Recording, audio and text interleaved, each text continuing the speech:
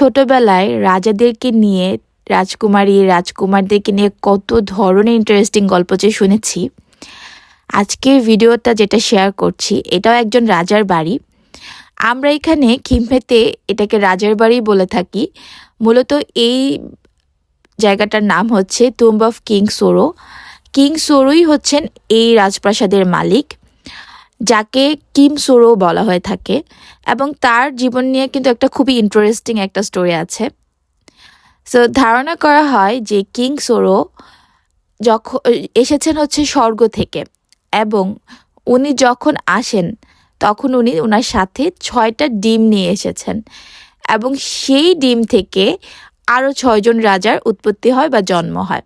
খুবই ইন্টারেস্টিং একটা বিষয় যে ডিম থেকে মানুষের কীভাবে উৎপত্তি হয়।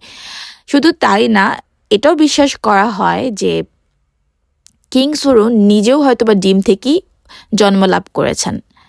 সো খুবই ইন্টারেস্টিং একটা জিনিস এই রাজার বাড়ির। সো এইটা এরিয়াটাকে গায়া প্রভিন্সের আন্ডারে ধরা হয়, বা এটাকে গায়া প্রভিন্স মনে হয় আগে বলা হতো যতটুকু আমি জানি। এখন এই জায়গাটার নাম হচ্ছে খিমহে। এবং যে প্লেসটা দেখতে পাচ্ছেন টুম্ব অফ কিং সোরো, এটা কিন্তু খুবই পপুলার একটা ট্যুরিস্ট অ্যাট্রাকশন। অনেক দূর থেকে সাউথ কোরিয়ার মানুষ এখানে খিমহেতে ঘুরতে আসে এবং দেখতে আসে ওনাদের রাজপ্রাসাদ বা বাড়ি যেটাই বলেন না কেন।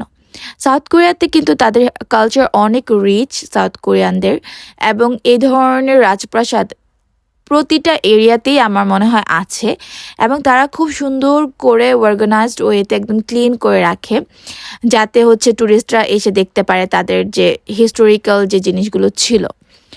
শুধু তাই না, এই রাজা কিং সোরো বিয়ে করেছেন ইন্ডিয়ান এক রানীকে। রানীর নামটা আমি ভুলে গিয়েছি। ধারণা করা হয় উনি ইন্ডিয়া আয়োধ্যা, আমরা শুনেছি মনে হয় সবাই, ওই প্রভিন্সের আয়োধ্যার কোনো একজন রাজার মেয়ে ছিলেন। সো এই ছিল টুম্ব অফ কিং সোরোর হিস্ট্রি।